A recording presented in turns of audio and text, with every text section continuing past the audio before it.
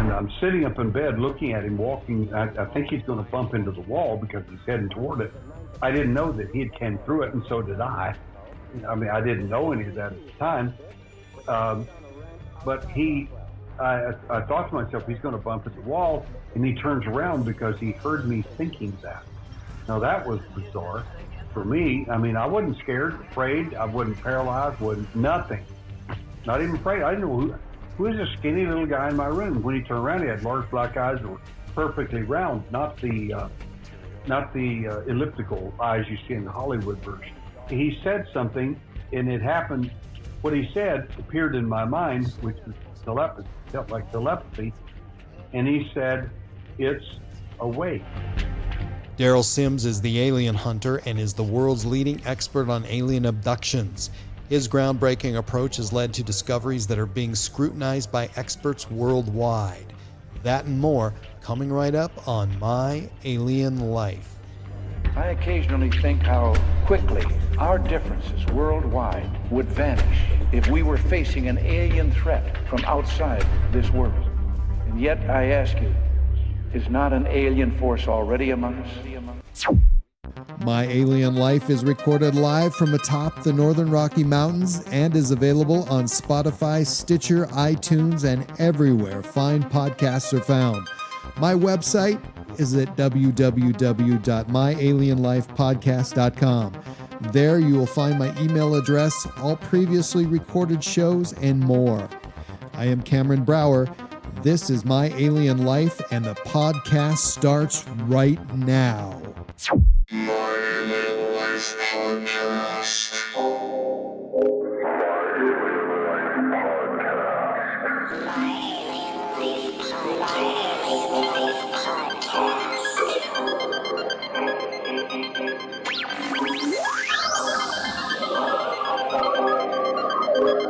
Three, two, 1, 0, and liftoff.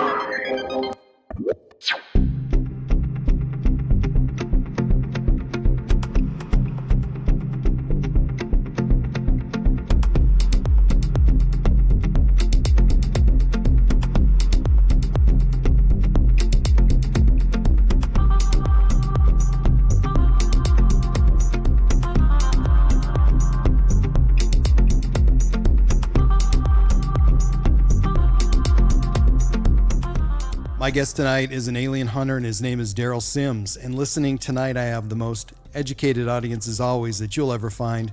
And sir, they know you very well, so I'll do my best to throw some curveballs tonight, and maybe we can find something new from a man who needs very little introduction. Derrel Sims, thank you for joining me, and welcome. Well, it's my pleasure to be here. I'm delighted. You know, everybody knows that you and I, we have no love for aliens, and I would do anything to keep them away from my loved one for sure, and I know you would too. But being an alien hunter, does that mean that you'd use deadly force to defend yourself or apprehend one? What it means to me as a former police officer in the military and also a private investigator and a bounty hunter, I have a little different criteria than some other folks. But when it comes to protecting my children or grandchildren or anyone from immediate harm or what I perceive to be harm, I would do whatever's necessary to stop a kidnapping from taking place. Kidnapping, as you know, is a crime, and that's exactly what this is. And really, you know, when we talk about abduction, I mean, it is actual kidnapping. It's a violation of you. It's a violation of your space, your property, and your family. So how would you explain to that to someone who basically believes that, I mean, there's actually people out there who insist that aliens are here to teach us a valuable lesson and to promote love, peace, and harmony, yet we disappear from time to time. What's up? Well, all that sounds good in an academic sense. In the real world, it doesn't quite work out that way. I got a lady that contacted me tonight, really wonderful lady, and she ended up with a couple of huge marks on her face. She said, I put my makeup on all the time. I mean, what are all these cuts doing on me? I mean, I've got these strange dreams of weird things happening and so on. And here I am with these marks, and then, now the doctor says there's something under my skin where one of the cuts is. So obviously the person is very concerned about their health and the fact they may have actually been implanted, as an example. It's kind of difficult to tell these people, this is for your highest and best good, and you just don't understand, and you need to get your head screwed on right. I just don't believe that at all. Particularly when I go overseas, and particularly in South America, when I come up with cases of mutilated people. Somehow I just don't see that is for the best and highest good, and I don't understand what medical or scientific reason you need to skin an elderly woman alive in her bed with no blood in the bed whatsoever. I've heard you say in previous interviews that in order to contact or perhaps even capture one of these organisms, we're kind of going about it in a wrong way. Is it possible that you actually think that we could capture or even have an alien in our possession? And has it happened? Well, it actually has happened, Roswell 1947. But in my opinion, to answer that question and to further expand on your excellent question, I think we have captured one, and I think that was the ruse. My view about Roswell is a lot different than probably anyone out there. In my view, the alien, if he landed and did all the appropriate things, we'd never trust him because, I mean, he's already done a lot of stuff pretty weird. And then all of a sudden, if he gives himself up and says, oh, here I am, take me and let me have all the launch codes to your nukes and all that, I just don't think that's ever going to happen.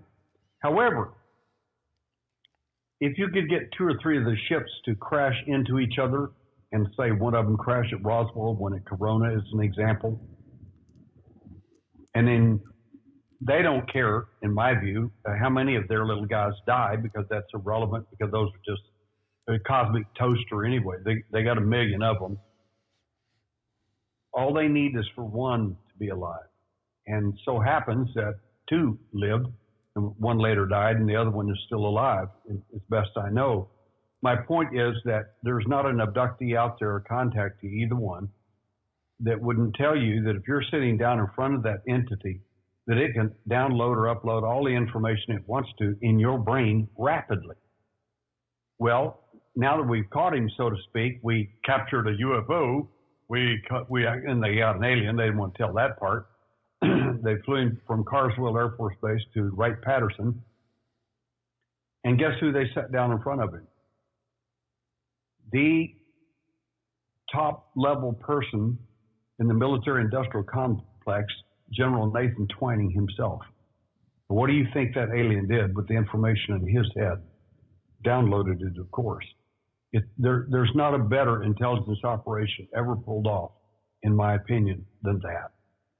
So do you think this alien's capable of utilizing that or uploading that information to another alien somewhere else? Well, again, we have to go by abductee and contactee's information. The alien can beam in and beam out. They can get them in and outside of a building. Well, the military was dumb enough that they actually believed when they captured this little guy, they didn't realize that they could have just as easily beamed him out. They didn't know that. So they put him in a secured area at Wright-Patterson Air Force Base. They were sitting there trying to feed him ice cream and beans or whatever it is. I mean, really dumb stuff. And at a certain point, this little thing downloads all the information from General Nathan Twining's brain, and undoubtedly they showed up that night or thereafter and checked the information and uploaded it from the alien. They left him there. The reason this makes more sense to me than anything I've ever heard is simply because of this. The alien can beam them out if they want to. They could get him out of there. Why did they leave him in there? Because they're getting good intelligence. That's why. Why would they want to remove him? He's in the perfect position. I think later we figured out that we made a huge mistake. But the problem is the General Nathan Twining, and I have this on extremely good authority, and you will not read this in any book anywhere, became friends with the little guy. So what part of our government officially deals with aliens? That's the $64,000 question. Yeah, it is. Obviously, portions of the Central Intelligence Agency. I belonged to the CIA for 2 years in covert operations during the Vietnam War. There's a portion of it, but your audience needs to clearly understand that if you drive up to the front gate of the CIA at Langley and say, I want to know about aliens, they'll just tell you, turn your vehicle around and get off the property. And the reason is because they don't know what you're talking about. They don't have a clue. They honestly don't. Everybody thinks that, or a lot of people at least, believe that the intelligence community, if one piece of information is known in it, everybody knows. The janitor, everybody. They don't. They just don't. That's compartmentalized information. It's kept in various levels of special access programs. It just doesn't work like most people think it does. It's not like you talk to somebody, get a buddy there, and he just tells you all these great big secrets. We've got people in the UFO community that I call them airheads because they go around, they have these incredible stories that kind of don't make any sense, and all your aliens are no longer, everything everybody saw for 50, 60, 100 years now doesn't matter. My aliens are a lot different and a lot better and bigger than yours. And so I tend to think that's either made up or someone spoon-fed that to somebody because the alien phenomena we're looking at has 7 primary models, is what I call them. I do not, for an instant, believe that these beings come from another planet, Zeta Reticuli, or any other place. These are models. It's just like going down to the Chevy company and seeing a Chevette or a Corvette Stingray. I mean, one's a high end and the other's a low end. It doesn't make any difference. They're models. They're made, hatched, cloned, or manufactured for the purpose of interaction with mankind. And are they beings of the earth then? Is that what you're saying, from our future maybe? I don't think so. I think the beings, and we've looked at this for a long time. So this is just not a theory that I developed because I thought, well, this is neat. I'll just think up something and then see if I can find evidence to prove it. As a former cop, we think differently than that. You look at the evidence and then you look at it and see what supports the evidence. If you look at, for instance, one of the entities that is often mentioned is the reptile type being. Where are you going to get reptile DNA? Probably not from Saturn. Another one looks like a giant praying mantis. Where do you get praying mantis DNA? Probably not from Neptune. Another one looks like a Nordic human being. Where would you get Nordic DNA? I'm going to take a wild guess here. Probably Norway. Probably not Zeta Reticuli. My point is, every one of the 7 entities that we're talking about, the DNA, in my opinion, comes from here. Somebody came here, got the DNA, took it back out there, wherever there's at. And if your audience has an interest, I'll give them some pretty good hints of where the alien's actually at in our neighborhood, so to speak, in our solar system. But the fact is that the DNA appears to come from planet Earth, and Dr. Moreau, that's what I like to refer to him as, takes the DNA back out to these massive craft that they have. We've got film of them. I mean, it's not like this is a theoretical situation. We've got actual photographic evidence of it by astronomers. And on these massive craft, hatch, clone, make, or manufacture these entities as transgenics. A transgenic is taking 2 creatures and then putting the DNA together to make another one. A good example is a DNA testing was done on Bigfoot this last year up in Nacogdoches, Texas. And apparently the tests were quite good and conclusive. What they found is that the creature was a simian, an ape-like creature. Well, no big surprise there. However, the amazing thing is the following. The other part of the DNA test showed it to be modern human woman mitochondrial DNA. Now, where would you get a modern human woman? I'm going to take a wild guess again. Probably planet Earth. That's what I'm guessing. And I think that's going to be real close to right. So do you think there's a group of entities or of civilization that are space dwellers that are actually playing God and seeing how things work out? Or what would you perceive to be the purpose of this whole venture of creating different organisms and have them possibly compete with us on Earth? Well, in my view, the whole thing is a deceptive practice, and this is not based on something I came up with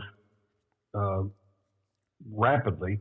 This has been a lot of my looking at this thing for over 40 years. And if you look at the most ancient literature, Hindu, Vedic, Warkan, Sumerian, ancient Hebrew, I don't care which version of the story you want to listen to. The bottom line is that the stories are very, very similar. It's like looking around the world for Noah's Ark. I don't care whether you believe the biblical view or the different views around the world. The point is, something happened that caused a great catastrophic flood, and only a few people survived it, and the stories of that are all over the earth. So somebody didn't make up a whopper and go tell everybody on the whole earth the whopper. They were all in one location. And that seems to be the same case with these stories of who the original guys are that started this stuff. Originally, if you go back to the basic story, in my view, is that there was a war in heaven and that somebody got kicked out. Whoever got kicked out didn't like it, came down to the favorite place of whoever kicked them out and decided to wreak havoc. And they've done a pretty good job on it. There were several programs that were instituted. One of them ended up in giantism on the earth. And giants were all over the earth at one time. And in fact, the 6th chapter of Genesis talks about it quite clearly. The book of Enoch talks about it, but so do other documents too. You look at Enki and Enlil in the story, the Sumerian story. When you look at them, one of them is standing. That's really cool because in the bas relief, in the carvings in stone, shows Enki and Enlil standing there with little human beings about half their size at best, little people. And I think it's Enki. It's got a full-grown lion under his arm like a kitten. I mean, these are giants. That's who they were. That's the story. And the amazing thing is that these giants showed up all over the world. It wasn't just in the best way to say that? It wasn't just in ancient Sumeria. It was, in fact, all over the world. When the scientists and archaeologists and paleontologists went to Machu Picchu in, I think it's 1929, the first thing he told those little Peruvian people is, "You're so smart. Look at your culture. You built this great, big, beautiful, amazing city up here in the middle of nowhere. That's just amazing. We're so proud of you." And the Peruvians looked at them like, "What? We didn't build this. The giants did." The giants are all over. If you study from the Lovelock Cave with the Paiute Indians, it doesn't make any difference how you want to frame it. Giants are all over history from the East Coast to the West. I'm telling you, that's just the way it was. That was a program run by the by the originators, and the only way I could refer to them is as the fallen angelics. And they came here with the specific purpose of tampering with mankind, and they did a pretty good job of it. Giants was just one of their programs. In fact, if anybody looks at the history of the giants and does a real in-depth, honest study about it, you'll find that the Stone Age really wasn't about man at all. It was the age of the giants. So I want to back up. Just go ahead, finish that thought. Well, that's why you have the stone relics all over the world. Not all of them are made by the giants, but many of them were. And it was their culture that did that before they were finally wiped out. And you would think it would be a lot easier for a huge organism to make these huge structures rather than a bunch of tiny human beings. So, and it would require a lot of strength as well. But, and maybe some of the technology and so on that you see in the UFO phenomena as well. I don't deny that some of that may have been used as well. But the fact is, whoever did it, we're still not able to do some of this very things today. We don't even have equipment to lift some of the several 100-ton stones out there. We just don't have the equipment that would just lift that off the ground and haul it off. It's absolutely amazing what happened way back then, so to speak. But then the alien phenomena, a lot of people think that it has been here forever. It hasn't. Some of the alien entities may have been here for a while, but the alien abduction phenomena probably has only been with us for no more than 200 or 300 years at the most. It's just another program. Have you seen a rise at all, or a basic increase in certain years or certain decades in the United States where we had alien-related phenomenon happening? And the reason I ask that, because to me, the 60s, the 70s, maybe the early 80s seem to be, those years that I was really made aware of alien activity. Well, I think you've hit on a really good question. There seems to be a flap every 5 to 7 years for sure. And in the flap that occurs of UFO activity, sightings, contact, that sort of thing, another phenomenon happens that's rather fascinating in my opinion, and it's actually going on right now. People just don't recognize it because a lot of people, millennials and X generation, these sort of people, are too young. They don't really know the history of what's going on with this stuff. I'm older than dirt, so I kind of remember some of this stuff. I mean, first time they made dirt, I told them that's the wrong color, and they had to change it. That I was there. No, I'm just kidding, of course. But the fact is that every 5 to 7 years, we get a quote unquote, I call them a UFO messiah. And this UFO person that will be picked out by the alien, and they'll be given specific, credible information to tell us. And that person gets played to the hilt. And it's a heartbreaking scenario. I'll just give you the last 2 or 3 of them. One of them was a guy named Prophet Yahweh out in the Las Vegas area. I mean, wore a turban and the whole 9 yards. A black fellow with a turban, and real nice guy. And he would tell the news service things like, well, I could call the aliens down.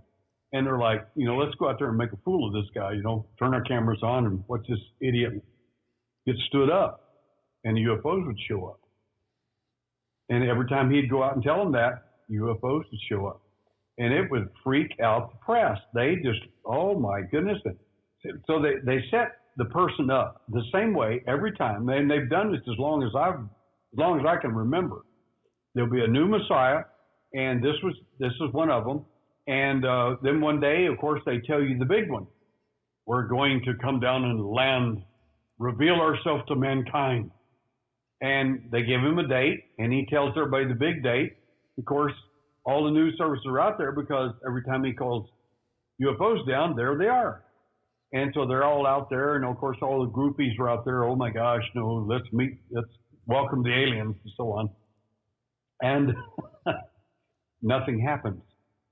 He gets stood up. He's made a fool, and everybody calls him a nut.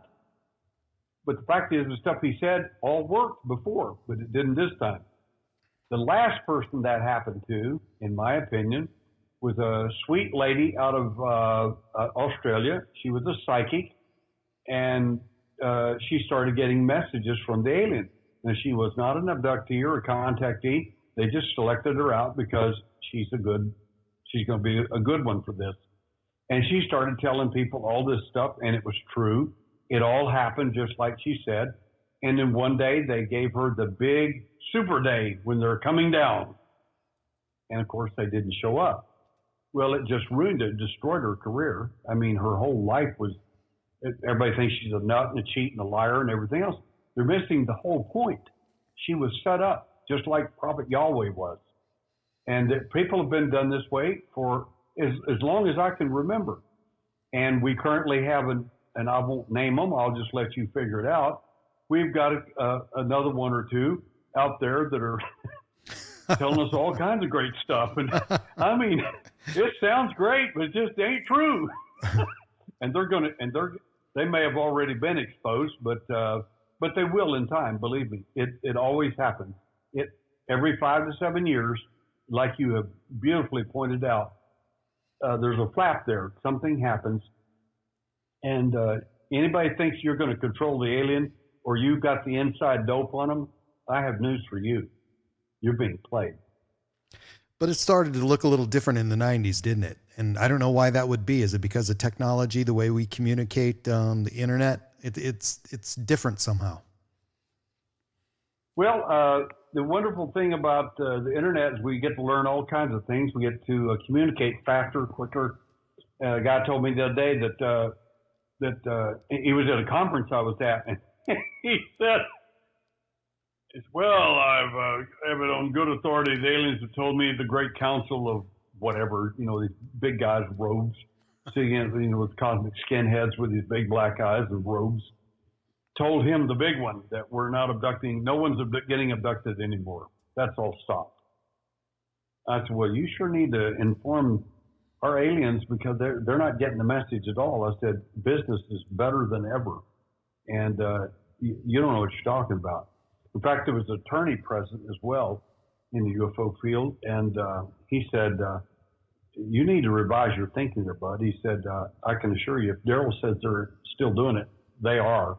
And he said, and I've got plenty of reports from other people that say the same thing. So business is going good. The contact experience is continuing, and I don't see any abatement in it. If we're on a 5 to 7 year cycle for disinformation, what about technology? Did we receive technology from somewhere else, or is this all ours, all human? And should we be proud of it and it's our baby? Well, I think you brought up a really good point. In fact, I think both answers are correct. By and large, there's an ancient statement, and again, it comes out of the Bible, it's a rather amazing statement, is talking about the end times, and it says knowledge shall be increased. And it doesn't mean people are just going to have more information. It's beyond expectation. And I think that's due to several things. One is, in fact, that some of the technologies that we have, and especially the stuff we're not seeing, but you may see in the very near future, is simply back engineered. Some of the other technology, I think, has to do with the biblical statement, knowledge being increased, internet, and enormous speed by which we can collate information. And I mean, in your cell phone alone, there's enough information to do. There's more technology in a cell phone than there was in the entire space flight that we had to the moon. It's just absolutely unbelievable. In fact, I posted something on my website of my Facebook site, Alien Hunter,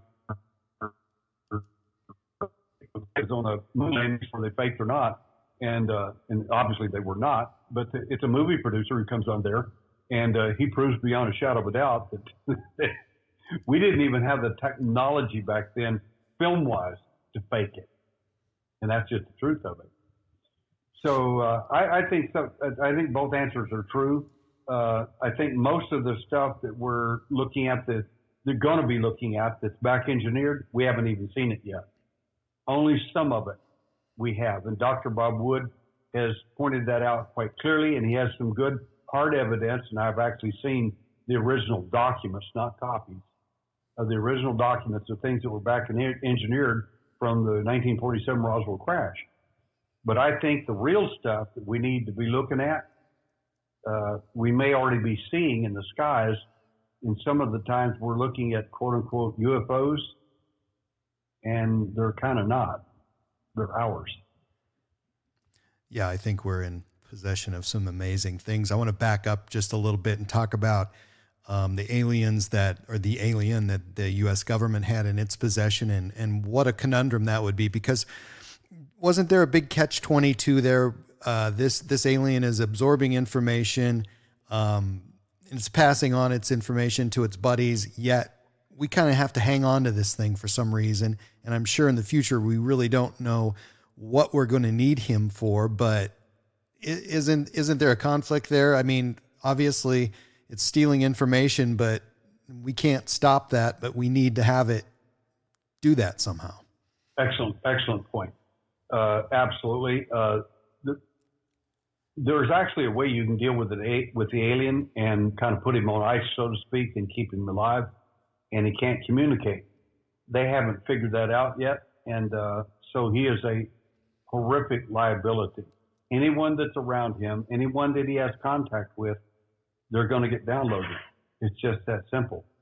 And we made a huge tactical mistake by allowing anybody getting in his presence, because I guarantee that information was downloaded. And there's not an abductee or contact out there worth their salt that will tell you the same thing. Well, they can upload and download information for you anytime they want to. The question is, why haven't they beamed him out? Because he's still useful. That's why.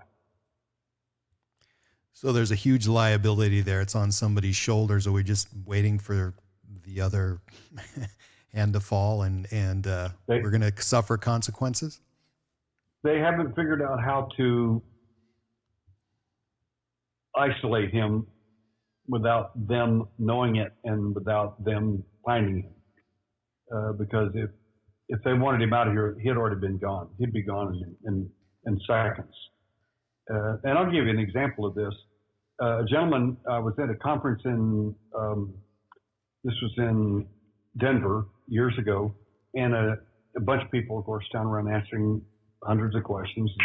And this guy waited for the longest time, and everybody was gone. And I said, "Did you have a question or anything for me?" And he said, "Yeah." He said, "I don't believe in all this stuff. I think it's a bunch of crap." And I said, "That's okay. What's your question?" And he said, like I said, "I don't believe in all this." I said, "Okay, you said that." He said, "I'm a sight hunter." And I said, "I know exactly what you are." And he said, "I was hunting, and I was down in a little valley coming up on this hill, and I looked up," and he said, instantly, as soon as I saw it, I pulled up and I drew down on it and fired and shot it right through the center of the chest." And I said, "What did you shoot?" And he said, "I'm real uncomfortable saying this." I said, "Just tell me the story." He said, "It was a 7-foot praying mantis." Huh. He said, "Now, I don't believe in this stuff. Here I am. I shot one of them, and then it disappeared." And he said, "Now I'm really confused. I heard about you being in town. I'd heard you on a program, and I thought, well, I'll come talk to this guy." And I said, what happened, in my opinion, is the praying mantis was picking up somebody, had contact with somebody. Yet there's a hill there. He's standing on top of it. The UFO is in a distance. It can't see you yet. You're beneath the hill. They can't see you. And at the moment you fired, they realized they'd made a mistake, and he got shot, and they beamed him out. When he got there on board the craft, he had a big hole right in the middle of him. He was done. And I said, that is what I'm talking about when I say they can beam you out and beam you in whenever they need to. It's relatively easy to do for them. So if they wanted him out of here, he'd already been gone. He's still serving a purpose. We may still be hoodwinked to some degree over that issue. So we have to study these things in a multidisciplinary way. Now, when you mentioned before that, or this guy, when this mantis disappeared, are they retrieving these bodies? Do they want them back? And wouldn't that tell us something about them? Oh yeah, we have plenty of bodies in the United States. I can reasonably assure anyone that we have multiple bodies from various different events. Roswell, even before Roswell, the Varginha incident of 1996, the bodies from there, we received all of them, the ones that were deceased and alive, and we got the craft as well. And we've got that on very good information. But there are other incidents too, of things that have happened that are just beyond the pale, where the United States government got the material, so to speak. I mean, it's pretty old hat in one sense of the word. And I'm not saying this to belittle the UFO field or anything about anyone. I'm saying simply that the information is so good out there of us, the United States, having the bodies, and other nations and people in the know have already made that known to me very clearly. And it doesn't take a genius to figure out if a bus crashes. Let's take an easy analogy for an audience. A bus crashes. The windows are all colored up so you can't see into it. Do you actually believe nobody was driving that bus? If you open the bus, will you find anybody in there, dead or alive? Undoubtedly, because somebody's driving that bus. So if a UFO crashes, was anybody in it? More than likely. Well, they may have been just probes. That's entirely true. In some cases, they are. There are reasons for that, and there are specifications that make more sense about probes than a craft with the entities on board. There's a lot of difference there. But when entities are involved, there are certain things that generally happen, like contact. And there are generally ways we can pretty much discern if entities are going to be involved just by the way they manifest or the way certain activities take place. And anyway, the bottom line is we do have the bodies. We've had them for some time. It is to our great advantage to have them to study, obviously. But one of the things I think the intelligence community has really missed it on, perhaps, is the best way to study these entities the way I have for the last 20 years. And that is through abduction. Not just because we have eyewitness testimony, because some of these people are not good eyewitnesses. They're easily messed with, they're programmed, and they're caused to believe they were in the school of higher consciousness or whatever when they weren't. And they're easy to hoodwink. So in that respect, some of your witnesses are not going to be that good because they don't know what's happened to them. They're honest people that just simply don't know. They think they know. They have a feeling of what happened. But the fact is, some of the things we've done is to actually program volunteers. They are my, for lack of a better term, they're my little cosmonauts. And I know they're going to get abducted anyway. And some of these people are perfect. Not many, but some of them are perfect to go on board those craft. And when they're taken, I can leave one portion of them to be abducted, and another portion is completely coherent and unnoticeable by the alien. What that means is simply I've got my own Manchurian candidate on board the craft when they abduct them. Considering what you do and how you do it, are knowledgeable people like you a liability to aliens, and are they aware of you and other people like you? Oh, I assure you they're aware of me. We were laughing at a meeting last night. They said, well, when you're going back to Istanbul, Turkey. And I said, I am.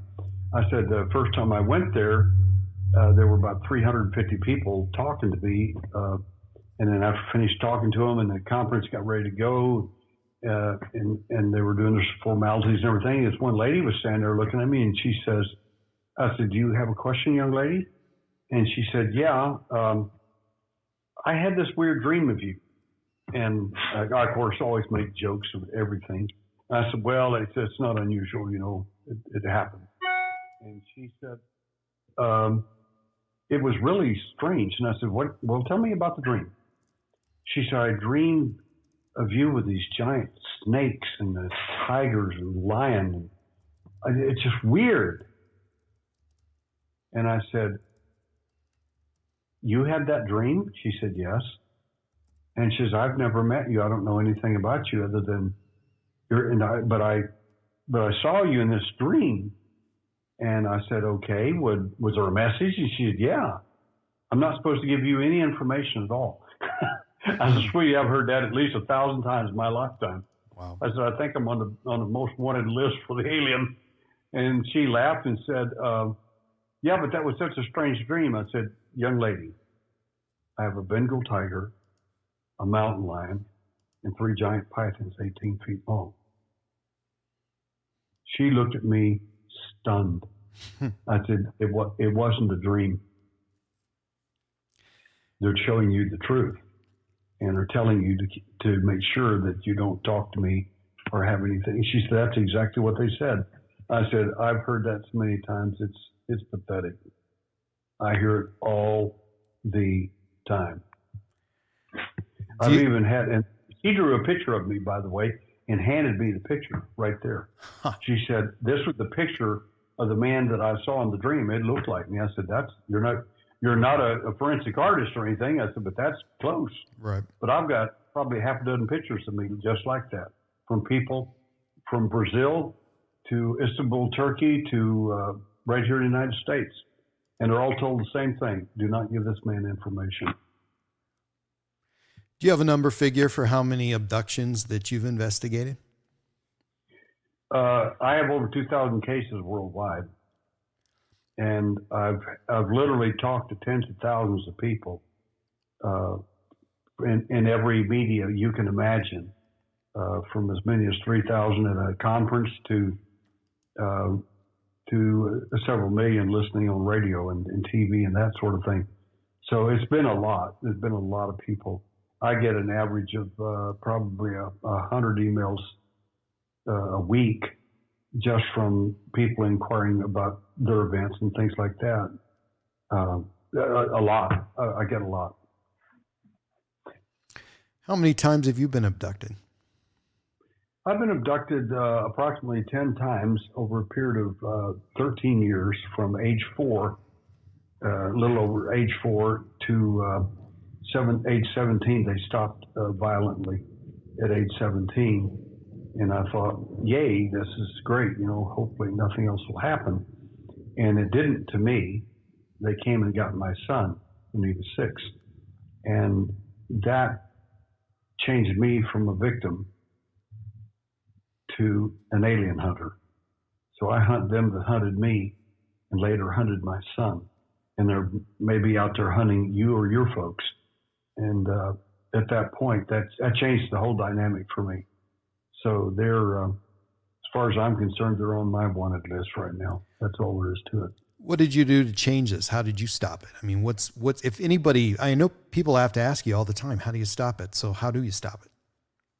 Well, for the most part, people don't stop it. They whine, they complain, they cry. It's really sad. It's heartbreaking, really. And because everybody always wants to know the big answer. What do I need to, do I take this pill, the red or the blue one, and it'll all quit? I said, actually, I said, the red and blue pill in the Matrix kind of is reversed.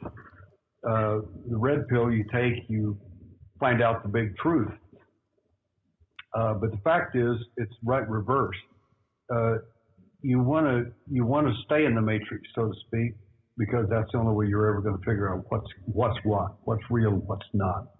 And there's a lot of stuff that in there is absolutely like the Matrix, that is a construct that is not, it's not real. And it's not real in the sense of the word that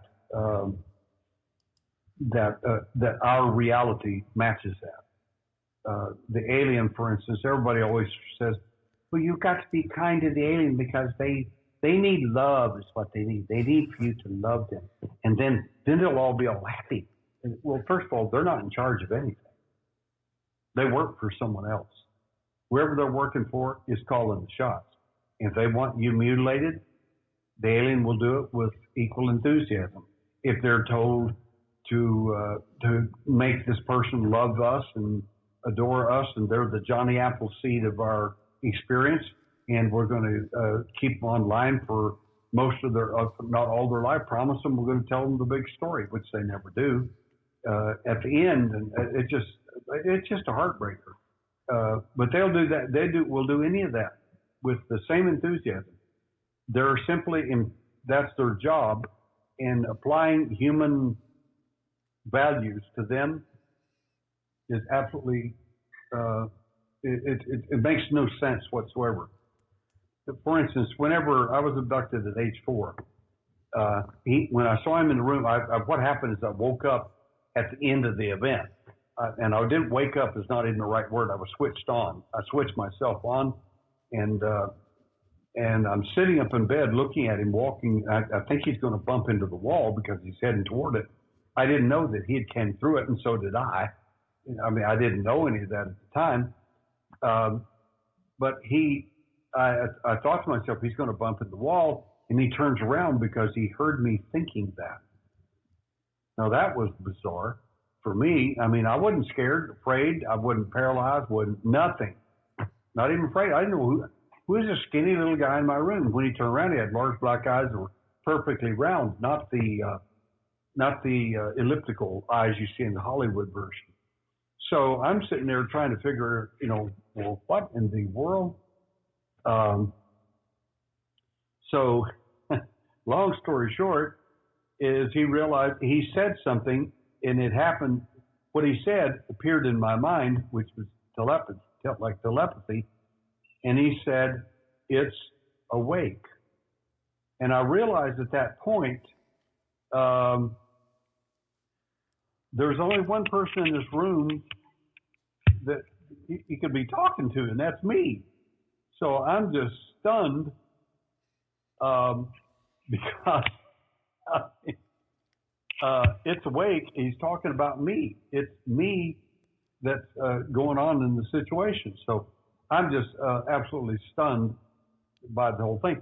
At that point, when he realized he needed to get control of me, he transferred his fear to me.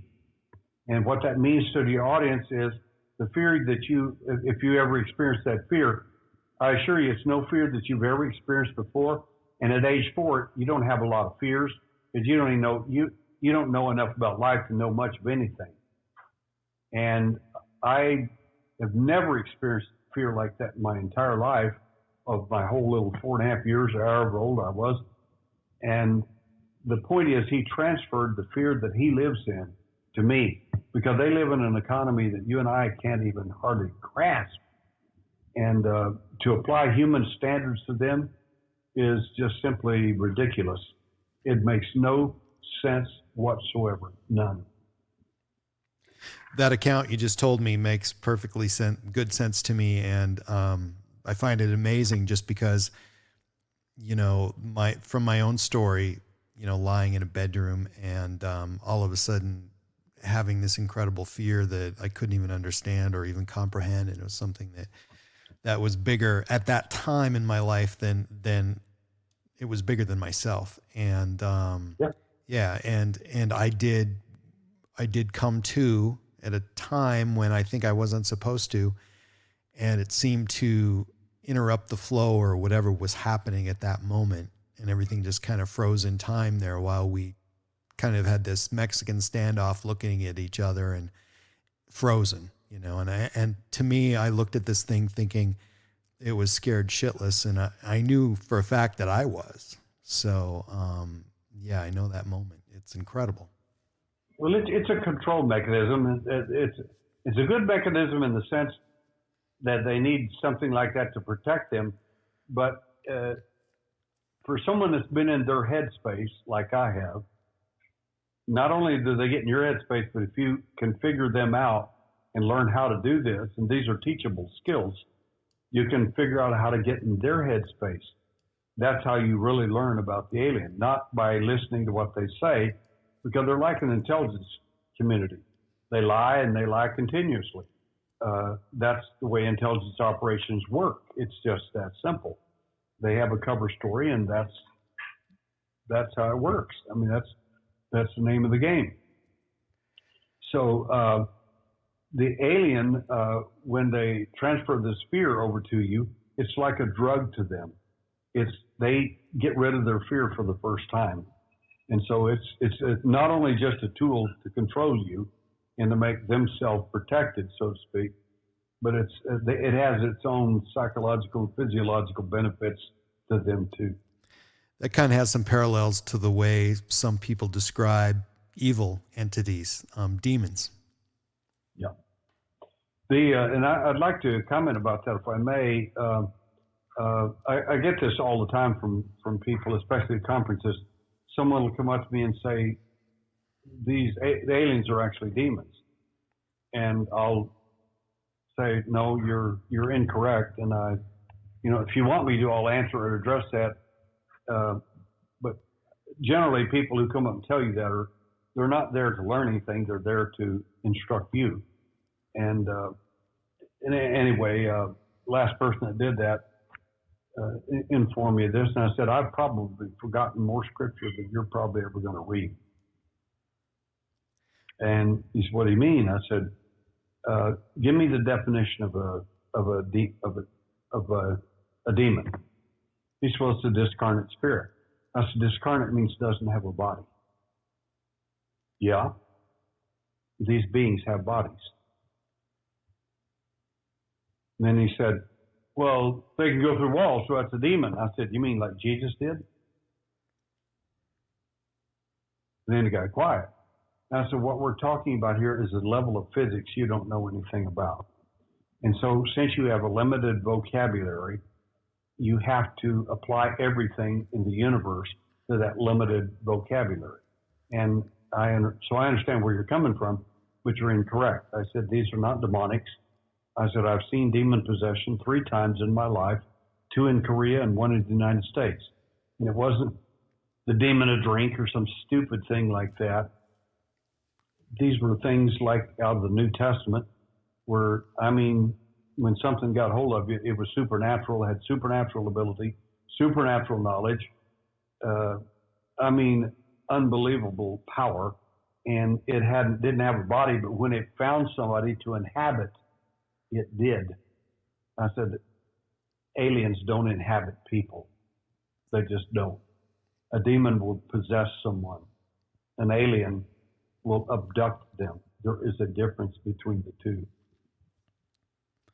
My friend Byron Lacey has dealt with alien abduction for years and wrote a book about it, but he told me he bought a .45 caliber revolver. I wonder why. So, in my mind, of course, my first reaction in order to keep these things away would be, to do something violent, send out some violent thoughts and carry myself in a way that's confident, yet I'm exuding this violent aura. Is that even possible? And does it work? I had one of my abductees who's an engineer. He gets taken fairly often and every few months. And I programmed him to ask a certain question if he ever got taken again. And the question was, you'll love this. Why don't you take Derrel anymore? And they said, he always pronounces my name wrong. Why don't you take Derrel anymore? And they answered it correctly with the correct pronunciation. They said, we don't take Derrel because he's uncooperative. I said, if that isn't the kettle calling the pot black. I think that's true though, That was a problem. I think that's what I tell people. I refer to myself as perhaps, I knew as a kid that I was kind of a problem child in many ways, but maybe I was too much for humans and aliens. Do you think there's Is there a reason they don't want us to remember, or does that just come with the territory? Is that just part of the abduction that they don't really control, is the fact that, most of us don't remember? But I think it's a great question, and I think a flippant answer would be some nebulous idea people come up with. But the real answer for stuff like that is this. The program that began about 150, 200 years ago of contact, that program, when it started, they didn't want anybody to know. The problem is the information age happened. The Industrial Revolution, then computers and so on. And now, good Lord, if anybody got abducted today or tonight, you're going to hear about it. Most of us on the universe are going to hear about it by the next. They got a cell phone; they can post it anywhere, and some of them do. So it's not like the information is being hidden anymore. There are two ways that you can deal with that as if you're an alien. And the alien runs 3 programs, and your audience should know this. The 3 primary programs the aliens run are these. The first one is that of if you buy into the abduction, in other words, you like it or they hoodwink you or the alien Stockholm syndrome takes place, miraculously, you go along with everything and you're just 100% on board. It's like whatever they did to me, whatever it was, even if I didn't remember it right, it was probably for my best good anyway. These people, I call them the honeybees. They're sweet, kind, gentle people who often don't realize that the funny little man in a white suit with big black eyes is stealing your honey. He isn't borrowing your honey. He's stealing it. And you haven't figured out what the honey is yet. You still don't get it. Then the second program they work on people is a program where you don't like it or didn't like it, or something's wrong with this picture and you don't like it. I don't like this. These people are called abductees. An abductee is a person who thinks that they were kidnapped or taken immorally or legally or whatever, and they're like killer bees. They're not like the honeybee. Now, killer bees have honey too. The only difference is if you steal their honey, you're going to pay a severe price if they catch you. Killer bees don't sting you once and then die. They sting you over and over and over until you die or you get out of the area. And so resistance is probably a pretty good idea in my opinion. But the third program, and there are people that fall in this category, and they're really amazing because they're part of the original program. And that is, I don't remember anything. And an example, true story, hand to God. An engineer came to me one time in Sedona. She said, I took your evaluation test and I found out of 35 things that are common to abductees, 33 of them fit me. And she said, I don't have memory of anything, and I think this is the biggest bunch of bull I have ever seen.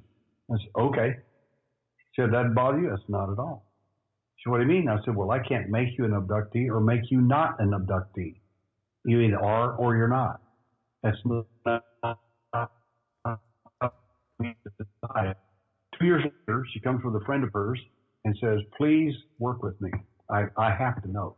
And I did. And the very first thing she saw on board that craft at age 5, in the right-hand side of the room with the cow bellowing as he was being carved to pieces, his utter face, they're taking the tongue out, the whole nine. The cow was still alive when he was doing it. And she witnessed that herself, horrified. And she went through abduction all the way up to, she didn't remember any of them. No, that's the third program, which is the original program all of us were under. And that is, you won't remember. They put that large black eye right next to your face, and they program you, you won't remember. Well, unfortunately, a lot of us do. And some of us buy into the narrative that they're from Zeta Reticuli, and they're here to save the planet and fix the ozone hole.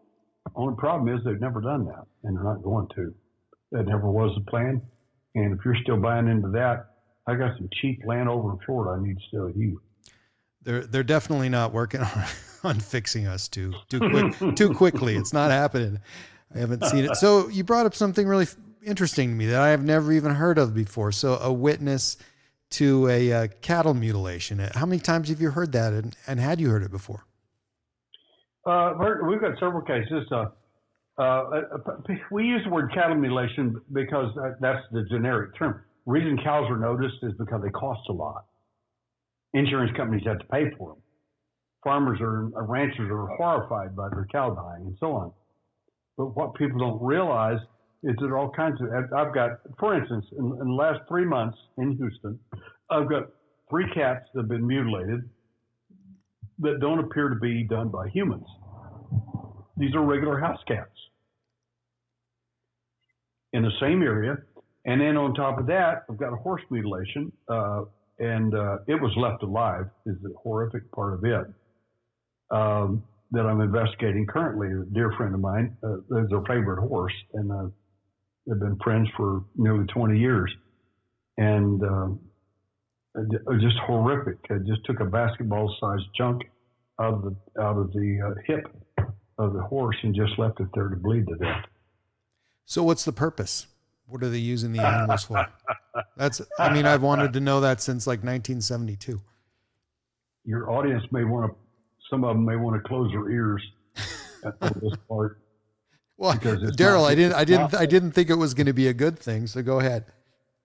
You can handle it, but I'm telling you, there are people that are going to say, I wish that guy would have told me to turn the thing off for a minute. So if you want to turn it down for a second, you can, but I'm telling you. Here it comes. Sexual mutilation, sexual assault on abductees, and we do have that. And these are crimes of passion done by the alien. I keep telling people these beings are made, hatched, cloned, and made and manufactured for the purpose of interaction with mankind. I mean that. And when I say that, I'm going to underscore it here by telling you that when you have a sexual predation upon a human being by the alien phenomena, or you have people in enormous fear and trepidation, or people mutilated like the elderly woman that was skinned alive in her own bed with not a drop of blood anywhere around her. I mean skinned alive, literally, not part of her, not just the face like a cattle, the whole body skinned. There is no medical rationale for that. You can say, well, it was some alien thing that they had to do. No, that's just not true. In fact, if you want to make it real personal, why don't we just work on one of your relatives like that and see how you get along with that? Your answer is not going to be nearly as flippant as that. So the bottom line is I've told people in these events, I said, one of the things they do is that the alien think of him, he's made, hatched, cloned, and manufactured for the purpose of interaction with mankind. He's also, the best way to think about him is a tape recorder. And he's recording all the passions, good, bad, horrific, fear beyond understanding, sexual molestation. All these passions are being recorded for someone else, someone that made him, someone who enjoys this sort of thing. And when they're finally finished with that, they'll send them out to go do it again. So part of these animals actually consumed? Like, are they eating this, or is it just being discarded and it's just a very violent rape? I can only, as a former police officer, and evidence is very important to me. I don't tell people things. I tell them what I think, and then I tell them what I know. What I know is something I think I can prove or make a good, strong case for in court. What I think is another story. That's not a provable thing. It's just what I think based on the fact that I've done this for over 40 years. The fact is that most of the blood in these animals is gone. It just is. The idea that there is no blood in these animals is simply not true. There is blood that's pooled in the bottom of the body. If you turn them over, you could actually figure out that there is some blood in there. Not much, but most of the blood is gone, to be sure. The question one has to ask is, why is that?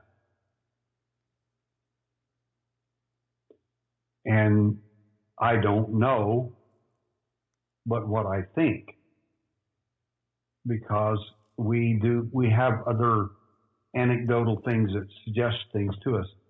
One is the smell of the alien. What does the alien smell like? And I ask this question to every person I work with. I get answers that are very consistent. They either smell like burnt matches, sulfur, rotten, decayed cardboard, or rotten, decayed leather. Those are answers you get consistently. Some of the answers we get as well is, and again, I don't know if your audience, and I don't expect your audience to know this kind of stuff, because this is not, your audience for the most part is not in police work, and are not dealing specifically in area of horrific crimes, murders, and blood that's dried, and the smell of that sort of thing. Some of the aliens smell this way. So what does that mean? I don't know what it means.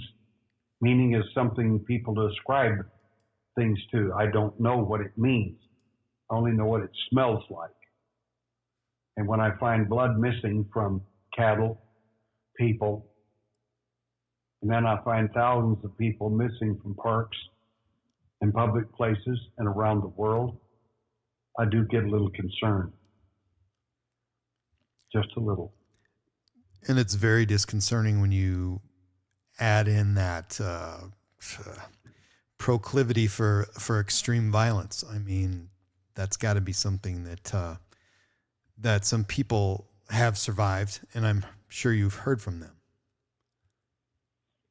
For sure. I am one of the people that has survived some horrific experiences with the alien. I've never described those in detail with anyone out when pushed, and I have the time. I always give them a metaphor. And in fact, I was at a meeting one time with this is funny. We're down in Florida, and after a big conference, and everybody in the room were contactees or people who thought the aliens were here to save us and do all these wonderful things. And they're all millionaires, every one of them. There must have been 30 of them in there. One of them was worth $52 million that I know of personally. And it was his home we were at. And he asked me, and they all wanted to know what I thought about the alien. And I said, I don't think I can contribute to your body of information in any productive way that would make you feel good about your position. And they said, no, we really want to know what you think. And I said, I don't want to do that. I'm not here to upset you or to change your viewpoint. I don't need any disciples. I'm not interested in a following. That's not what I do. So knowing what you know about abductions,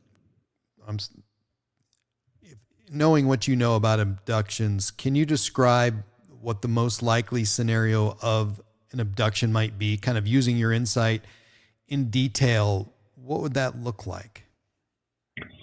Generally speaking, the first thing that people notice generally is they'll have missing time.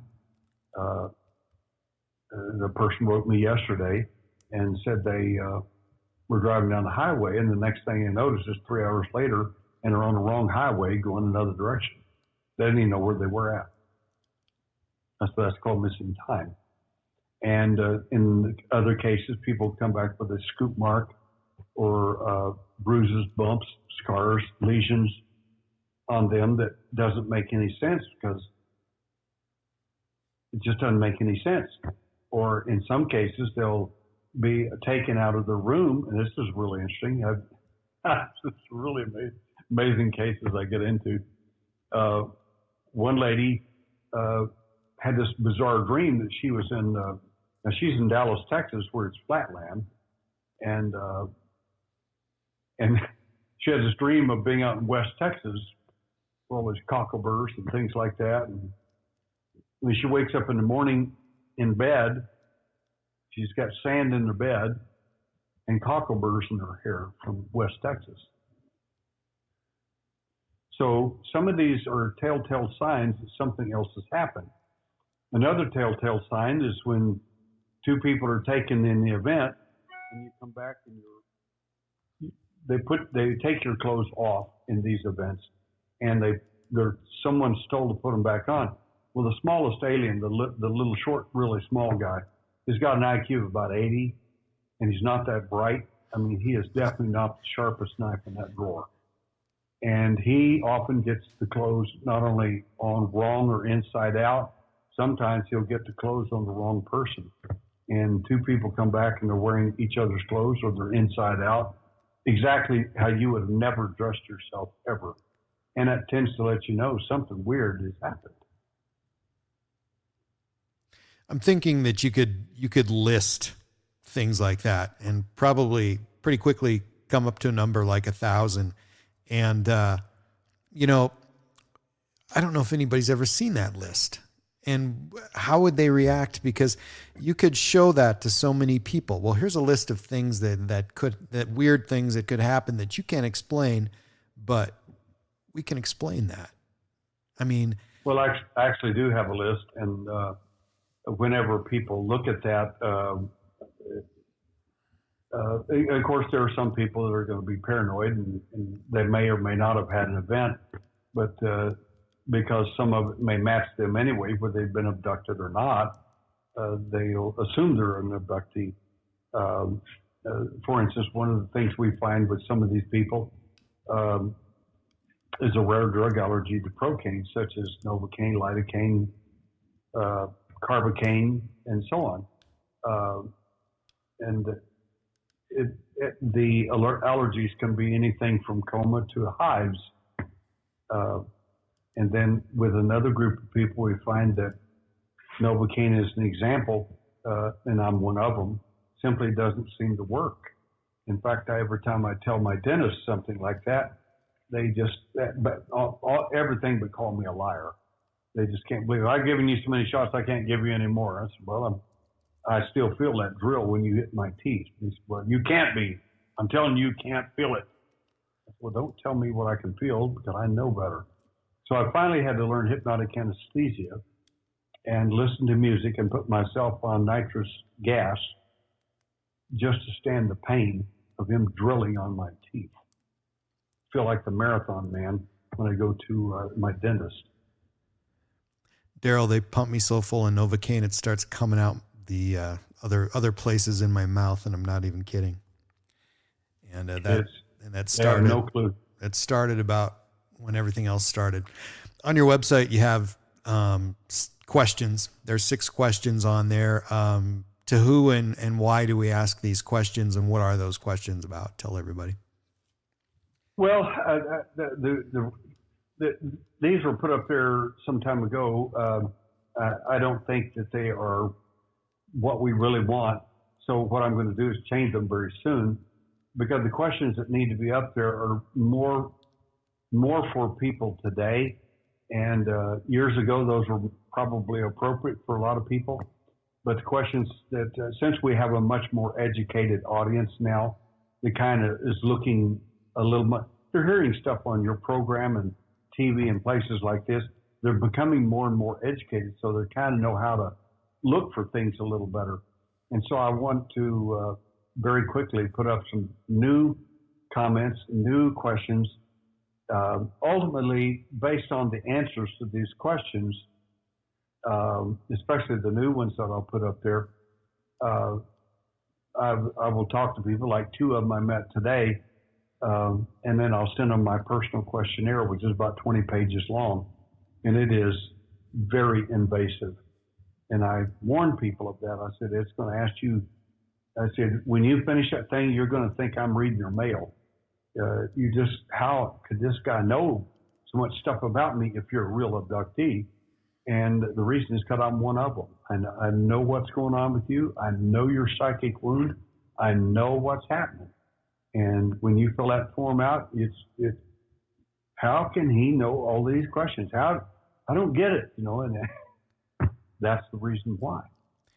One of the questions on the website, it says, in your recall of the experience, can you remember the details of the alleged image? And specifically, it says, can you describe the feet or the inside of the mouth? Why ask that question?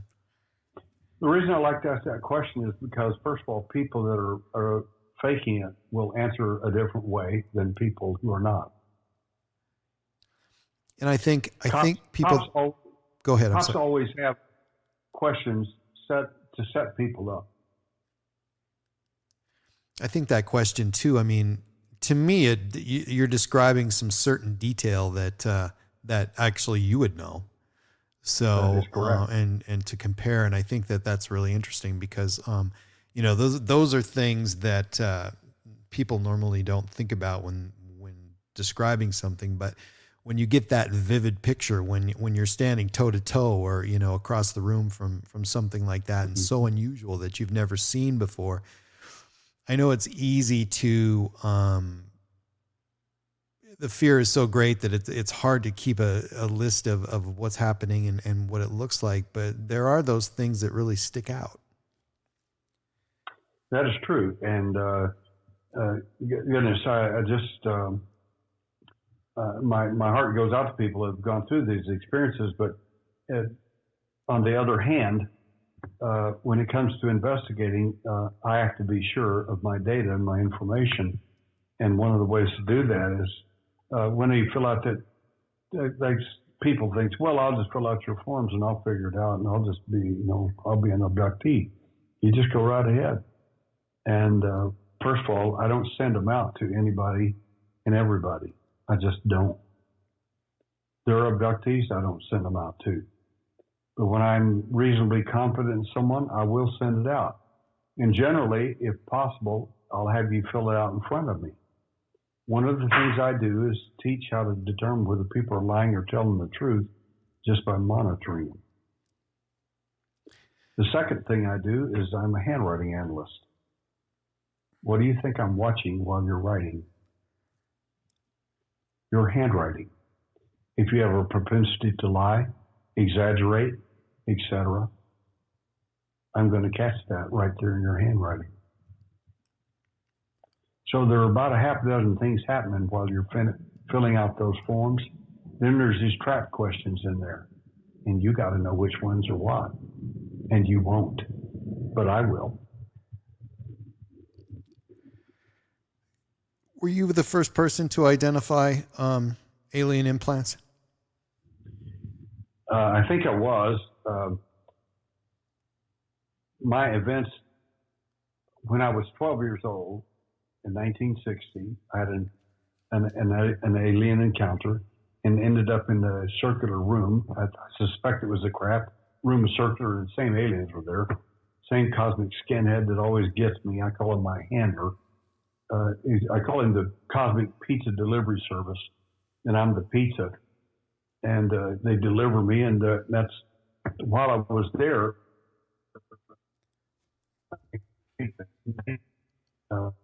Needle-like device that was rammed up my nose, broke the bones of my nose. I screamed, and I was horrified by the event. But that's how I discovered alien implants, not because of any science or anything else, but simply because I was a victim of the event. Do you still have that one? I do not. They apparently came and removed it later. I did meet a man. That's why I don't refer to my particular case as noteworthy, other than it happened in 1960. But what I do consider noteworthy is a man contacted me years later, and he said, I heard your story, and I had the same event happen to me. And I said, you have no idea how many times I hear that. I said, what would convince me that you had the same event I did in 1960? He said, would you like the x-ray? I still got the object in there. I said, yes, I would.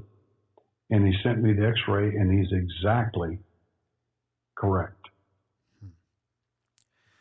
So what I had happen to me, he's got the x-ray of it, and I've got it now, of the same object in the same place right behind the eye, through the nasal passage and back up behind the eye. And he said the doctors can't figure out what that strange little silver sphere is behind my eye. And I said, don't say anything to them. Let them spend all the money in the world trying to figure it out. Because that's got to be from a spatter effect, like a hand grenade going off or something. There has to be an explanation for that. They can't figure that out. That freaks them out. Let them spend the money. I heard an interview with Whitley Strieber, and he actually said, this was a couple of years ago, but he had actually said within, I don't know, a short time frame before he had made that appearance, that there was activity in one of his implants. Do people have these implants go off, and is there activity, and how do they describe that? By and large, that's not true. Most people do not even know they have an implant. If they do have one, and we've had people that have been in for 4 years and didn't have a clue. The only reason I found them is because they had a splinter in their foot. The foot swollen, so the doctor says, let's get an x-ray. They get an x-ray. And he says, what are those surgical clips doing in your feet? What do you mean surgical clips? I've never had a surgery in my life. Yes, you have. Somebody's put something in there. And we did the implant removal on those in 1995, and it went out of a man's hand, and found that through a $22,000 study at Los Alamos, New Mexico Tech, that these objects were a rare meteorite with 11 different elements that are not supposed to be around the meteorite. And when I say rare meteorite, I mean lamellar, in a perfect T formation, like a capital T. And that housed inside a biological cocoon. And the best way to describe where that cocoon may come from is the scoop mark on the individual. It appears that that's the same material that's wrapped inside the implant and then housed inside the body. Who was the first person to remove an implant that you know of?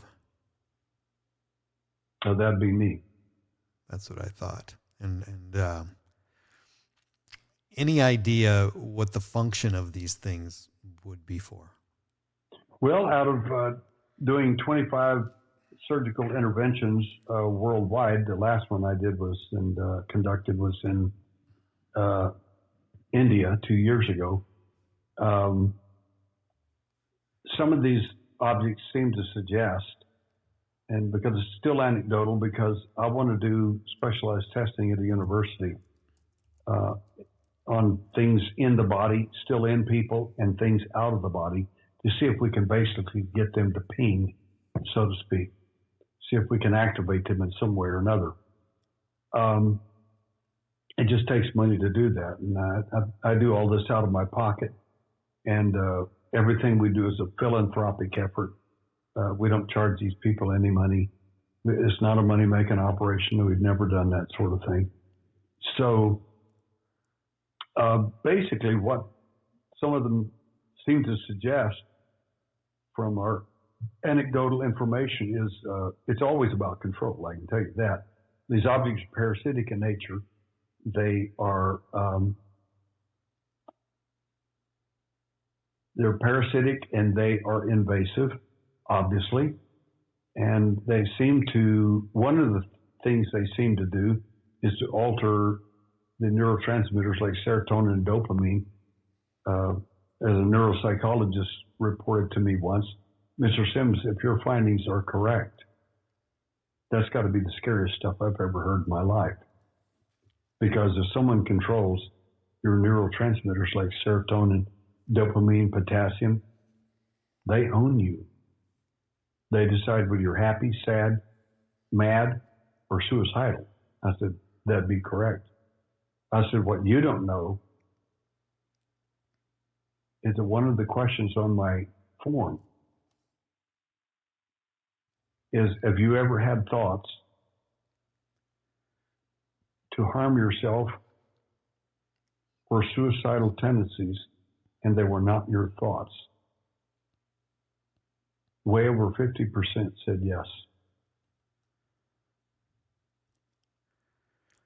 I would imagine the great interest that these things garner in the U.S. You have a lot of people who would like to get a hold of one and look at it. However, the way you mentioned it, yeah, there's money involved. It's hugely expensive. Any sort of medical procedures or any sort of scientific investigation of really anything is super expensive. So what do you do? Is there somebody that you've had examine these things in your collection and gave you results, or are we still waiting for somebody to foot this tremendous cost and get these things looked at? Well, all of the above. Number one, we've had one $22,000 study done at Los Alamos in New Mexico Tech on the first two surgical clients that we had in 1995. We've had other objects. Look, I've got a collection of them. I simply don't have the finances to get those looked at. The isotopic ratios done on them. There's a lot of science that needs to be done. But the fact is, we do know quite a bit about this sort of thing. One of the last surgeries we did in California was in Santa Monica. There I brought a lot of MUFON people on, because some of my friends are MUFON people, and I invited them. Had an Israeli film team, and a cardiovascular surgeon was the surgeon doing the surgical intervention, and I did the hypnotic anesthesia, and we had a brain surgeon present, and we were looking at the X-rays on the wall of this doctor's. His office was huge, and he had a whole wall inside an enclosed room, and the wall is just X-ray windows. And we put the X-rays up, and the brain surgeon and the cardiovascular surgeon looked at me and said, "What do you think?" And I said, "Well, the guy's got 7 scoop marks down his leg. There's no question he is an abductee. The object inside his leg, which I've got a picture of me with a magnet hanging off of his leg, it's clearly a metallic ferrous object." I told the cardiovascular surgeon and the brain surgeon, in my opinion, what we're looking at here is not an implant at all. On X-ray, it looks like a perfect triangle, a blue triangle with a white dot in the middle of it. It looks like, I call it the AOL or implant, because that's what it looks like, the AOL symbol. I said, but that, in my opinion, I said, the man is a mechanic. He's an honest man. And I suspect that what has happened, he's crawling around on the ground all these years, and he's got a shard of metal, low-grade metal in his leg. And because he is an abductee, he has real valid experiences, he thinks this is an implant. And he said, "What do you think?" I said, "It's not an implant." I said, "This is not it." He said, "What do you want to do?" And I said, "I want us to take it out anyway, because if we don't, people will think, oh my gosh, well, if they don't think it's an implant, they'll try to make it like a conspiracy." So we need it. I said, I'm just telling you that people get real conspiratorial about this stuff. And we did have it tested, sent it out to, in fact, I sent it out of the country to be tested. And the the scientists that studied it said, "Well, this is a low-grade metal." What? I said, "Like, where would you find that?" He said, "Like in a junkyard." That's exactly. You're exactly right. There you go. And of course, the abductee didn't like that. He, well, that's an implant. No, it's actually not. So you're kind of damned if you do and damned if you don't. So you just do the best you can. I know that you have a vast collection of implants and other things that are worth investigating, and there are people out there and tried in great lengths to get rid of those, and yet you have a whole case of this with you. Do you think it's dangerous to have those? Are aliens going to want them back? Is there still something active about those possibly that could attract unknown attention to yourself?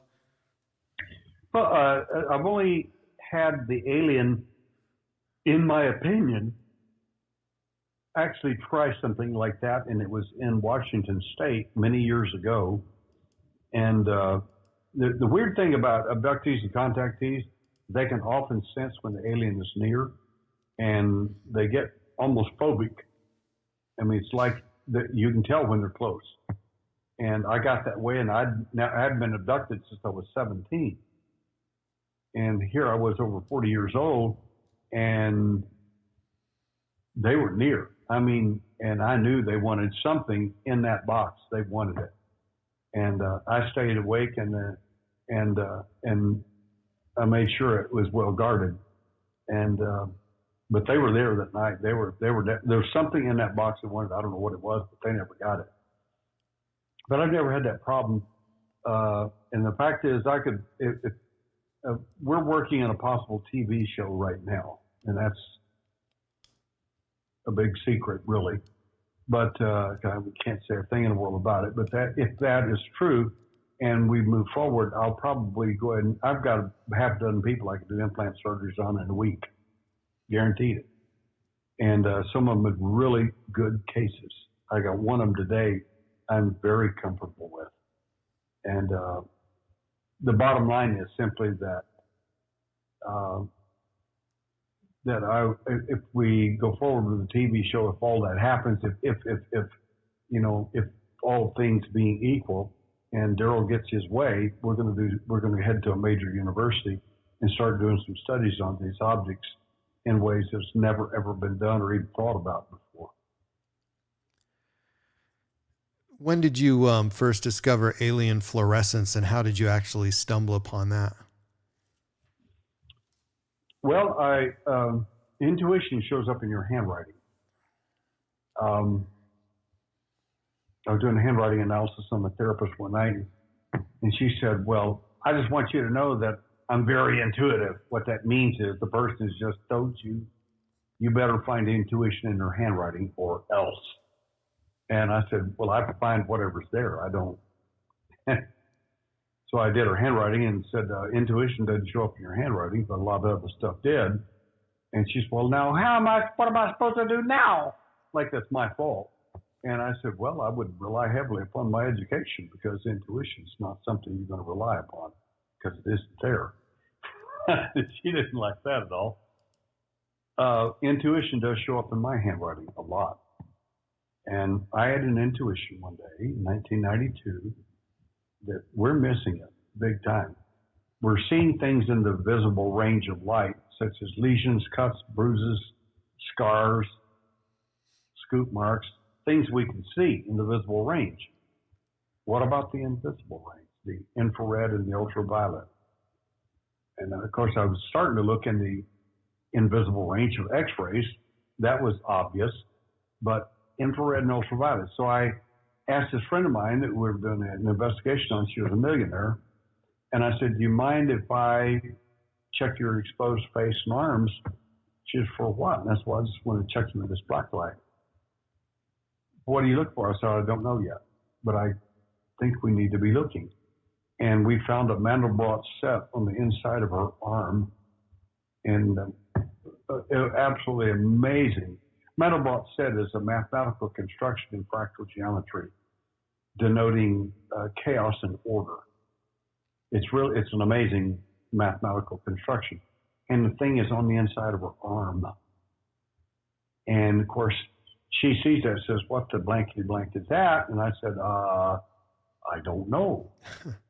And she runs to the bathroom and, like most rape victims, starts scrubbing and washing. And the harder she scrubs on the inside of her arm, the brighter it gets. This stuff will not come off. It penetrates your skin subdermally on contact. It will be there for at least 24 hours, and you can't get it off. So what was that moment like for you? I mean, was that an epiphany? You basically, had all these years of research and all of a sudden there's one more huge piece of this puzzle, although it probably brought up a lot of questions that you would never have anticipated at that point, right? That's true. You're exactly right there. And as an example, some things that spun off of that is later I found that some of these marks, that particular mark was what we refer to as a procedural mark. It was done with a piece of equipment.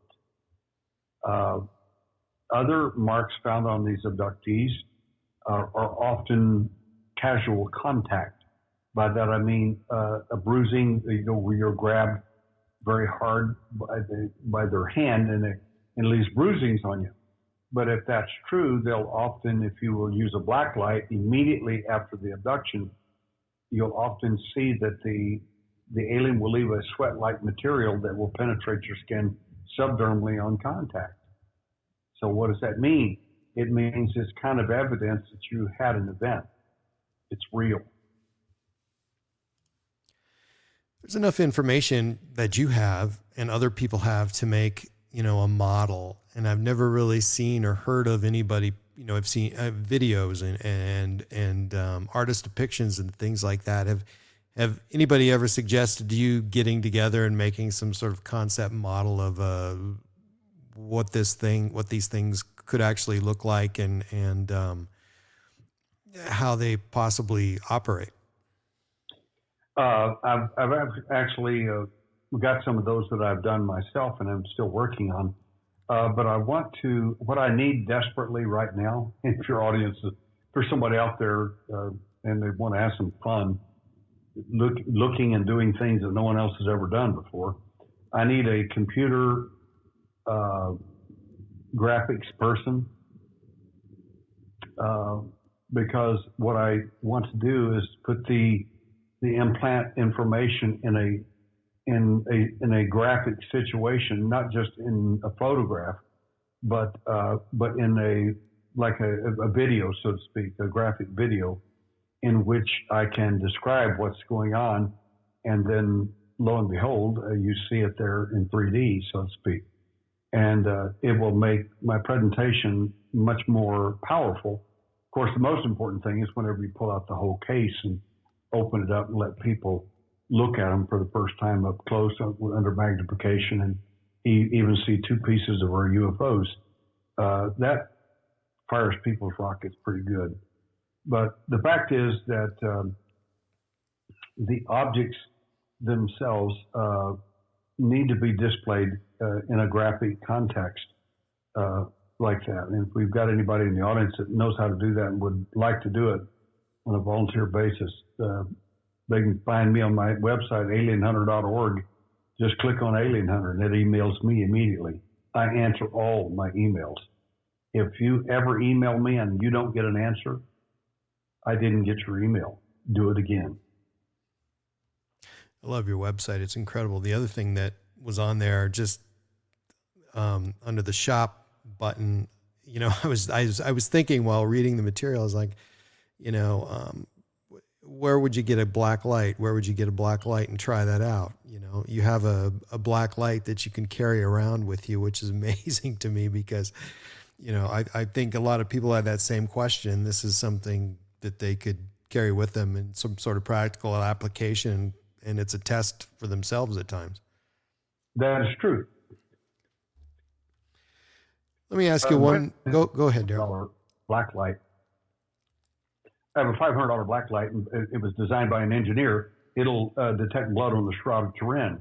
But since there are not a lot of Shrouds of Turin to look at, probably you don't need a $500 light. So I've got a $5 one that'll do 80% of everything my $500 one will do.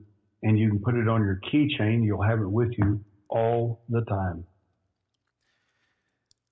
What should be the next step for humanity, to deal with this unknown alien agenda? Well, I can tell you the one thing we don't need to be doing. In fact, there's something on the internet going to come out in the next day or two. In fact, I signed the agreement as I was on your program, just as we were starting the program. and they're jumping up and down. And the thing they asked me about is there are a bunch of people wanting to go out to Area 51. What do you think about that? I said, I think that's a really bad idea. I said, I used to be a military police officer, senior military police officer. One of the things I did was quell 3 riots at one time. I said, I'm really good at what I do. The incredible thing is, I said, I'm a nice guy. Not one person got hurt in any of those 3 riots in Korea. Not a military police officer, nor an offender were ever hurt. I said, I'm a nice guy. You go out there tampering around a top secret installation, you're going to meet people that are not nice at all. These are referred to as the Whack and Hut boys. They're the guys that drive those white vans with the M16 that have a sign out there that says, we're authorized to use deadly force. Do you want to roll the dice and find out? This is really a bad idea. Then I'm going to do a second interview in which my wife asked 2 wonderful questions. She said, what would you do, because you believe in disclosure, what would you advise these people to do? I said, I would tell them to do everything opposite of what they're going to do. It's dumb. First of all, you're never going to get to Area 51. Forget it. You forget that. 200,000 people are not going to show up at the front gate of Area 51. Ain't going to happen. That's number one. Number 2 is she said, I said, there are really good ways to get your message across and nonviolent and get results. You don't catch bees with vinegar. You do it with honey. That's number 1. She said, well, the second answer I have for you is, as a military police officer, you quelled riots before. What would you do? And I said, I would be effective. And I said, in my opinion, probably no one will get hurt, even the stupid people. I said, the problem is in these kind of riots, people like George Soros puts people in these events that are paid, specific, trained terrorists. And they'll bring a gun and they'll do something horrible like shoot into the military police guys lined up out there. What do you think is going to happen then? Somebody's going to get hurt. That's the whole purpose. George Soros does stuff like that. A lot of the riots we saw the last 3 years under the Obama administration, many of those people are paid by George Soros to be there. They're not even part of the community. They do this on purpose. One of the first things I would do would infiltrate their entire group as them until I found those type people. And I would prosecute them under federal law, under terrorism, to the fullest extent of the law. Derrel Sims was gracious enough to give us his time tonight and join us in the studio. Mr. Sims, thank you so much for being here tonight, and I would like to give you the final word. Well, my final word is that everybody to keep your powder dry, keep your eye on the ridge. But realistically, I think everybody should just not be paranoid, but you need to be vigilant. I mean, when people are having these events, they have nowhere to go usually. And if you need help or anything, you can go to my site, alienhunter.org, and click on it. I don't have hardly anything for sale. I don't care whether you buy anything or not, but I do care if you're having difficulty and you need some help. If I can help you, I will, or I'll point you in the right direction. It's a great community out there. Thank you for being a part of it, and I love what you do. Thank you for being here, sir. Thank you, sir. My Alien Life Podcast.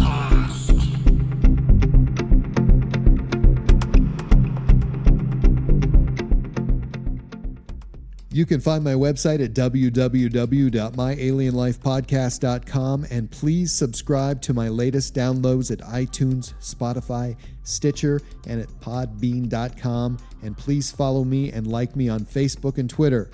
My Alien Life is written and produced for broadcast at Studio 254 in the Northern Rocky Mountains. The music you are hearing is produced and created by Elion. You can find all Elion's work online at Heart Dance Records.